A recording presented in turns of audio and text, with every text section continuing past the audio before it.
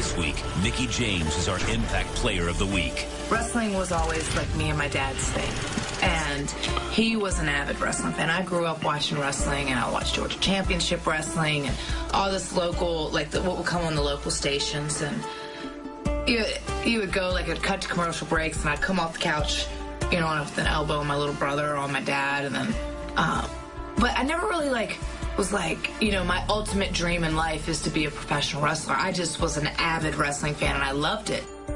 Being as competitive as I am, I've, you know, certainly tried my best to become the best.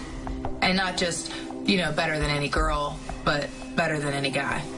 Because I think that speaks paramount about, like, just, I think people a lot of times they put that stigma, oh, she's a girl, so she's kind of dainty or this or that. And I grew up on a horse farm. I was throwing hay bales, and I've gotten kicked and thrown and everything else, and my grandma would be like, you got to get back on. So for me, like, I knew I was tougher than a lot of the guys, so why not prove it? If I reach a goal, I set a new goal. I'm constantly, like, it's never good enough, like, constantly raising the bar. And for me, I think that you just have to continue to better yourself. And if you just start thinking, if you're complacent and being this person, then it just becomes dull and boring. And that's not who I am. So it's not just competitive against every other female wrestler out there or just in general. I think it's just competitive against myself, constantly raising the bar. Wow, it is true. I have come full circle. And to see it from, you know, not just my humble beginnings, but the beginnings of TNA from when we were just here in Nashville,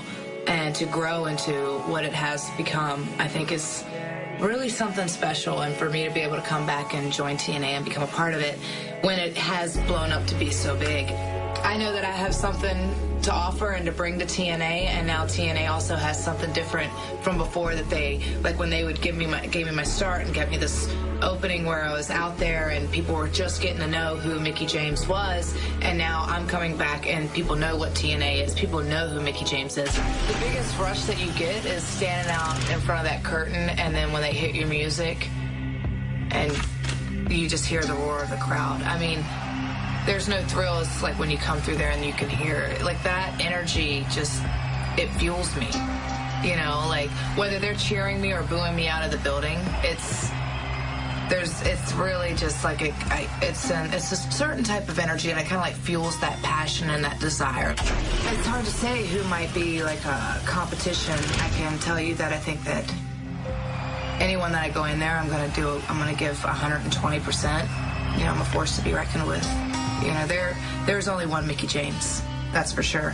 One person who I know probably has it out for me, and it was probably not my biggest fan, nor am I her biggest fan, is Tara. So I can't wait to see her again. I wouldn't come in for any other reason but to take over. I'm all about making history. I'm going after the TNA Knockouts Women's title, and I don't think there's anybody that's going to stop me.